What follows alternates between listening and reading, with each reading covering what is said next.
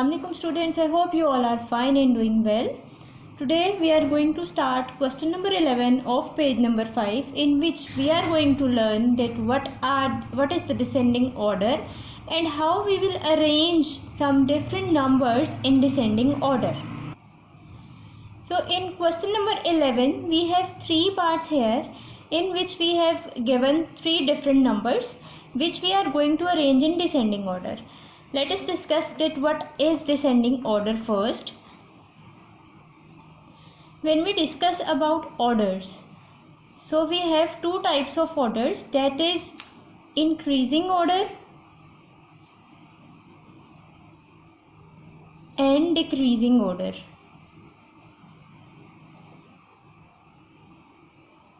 In simple words we have two types of orders, जिसमें increasing order होता है यानी कि हम लोग छोटे से बड़े नंबर की तरफ जा रहे हैं, और डिक्रीजिंग ऑर्डर, डिक्रीज का मतलब होता है कम करना और इंक्रीज का मतलब क्या होता है ज़्यादा करना. फॉर एग्जांपल अगर 1 है तो इसमें हम इंक्रीज करते जाएंगे तो ये क्या बन जाएगा 2, 3 and up to so on. इसी तरह से अगर हम डिक्रीजिंग ऑर्डर की बात करते हैं तो डिक्रीजिंग ऑर्डर का मतलब, डिक्रीज का मतलब माइनस यानी कि कम करना.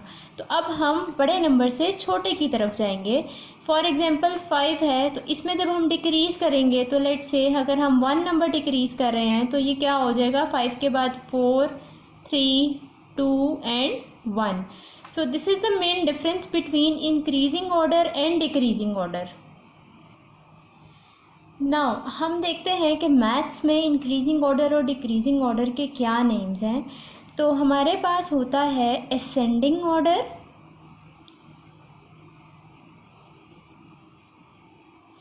And descending order.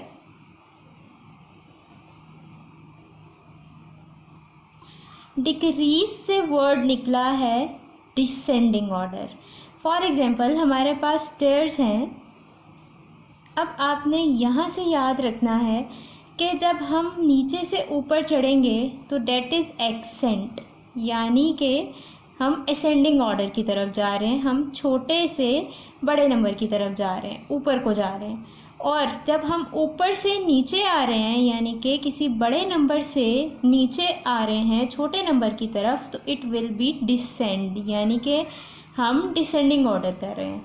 तो हमने हमेशा डिक्रीज यानी कि माइनस से याद रखना है डिसेंडिंग ऑर्डर, यानी कि बड़े से छोटा, और इसी तरह इंक्रीजिंग ऑर्डर से आपने याद रखना है असेंडिंग ऑर्डर, यानी कि छोटे से बड़ा.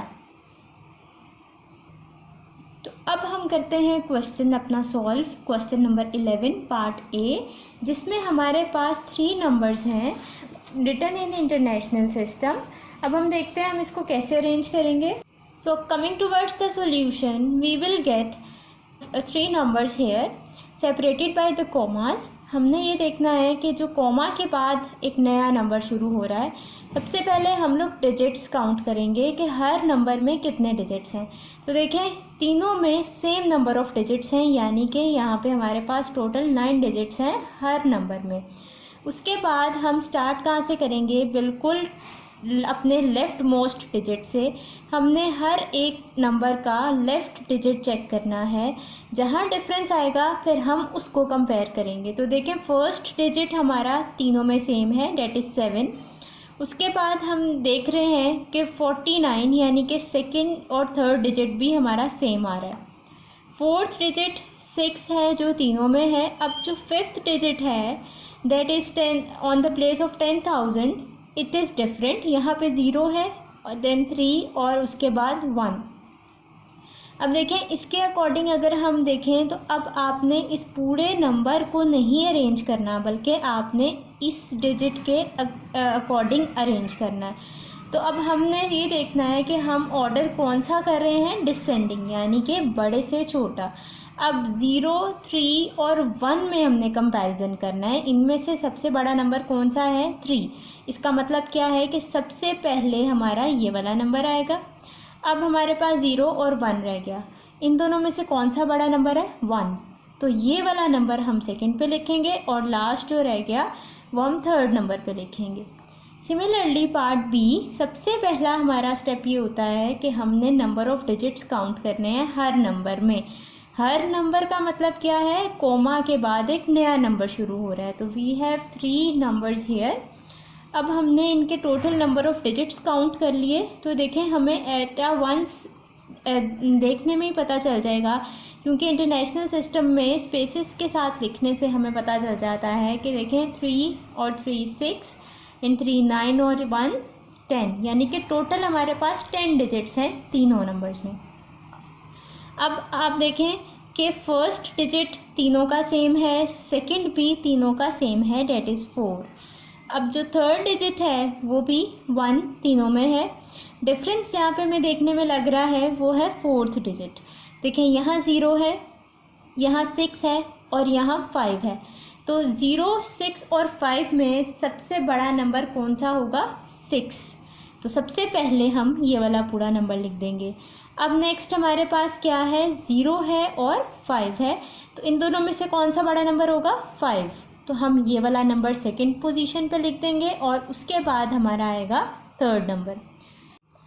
Now the part C is as like part B, that we have 10 digits of one number here, 3 numbers।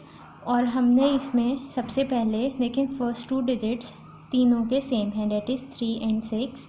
उसके बाद थर्ड वाला भी हमारा डेट इज़ 8, तीनों में सेम है। और देखें फोर्थ डिजिट में क्या है, यहाँ हमारे पास 5 है, यहाँ भी 5 है और यहाँ 4 है। इसका मतलब क्या है, हम 5 और 4 में तो कंपेयर कर सकते हैं, बट दोनों 5 अगर आ गए तो हम उससे एक नेक्स्ट डिजिट देखेंगे। तो यहाँ से हमें पता चल गया है कि 4 तो इन दोनों से छोटा होगा, तो हम इसको लास्ट में लिख देंगे। अब कंपैरिजन करना है हमने इन दोनों का, 5 तक जहाँ तक सेम है, अब उससे नेक्स्ट डिजिट हम कंपेयर करेंगे। यहाँ पे दोनों ज़ीरोज़ हैं, यानी कि ये भी सेम है।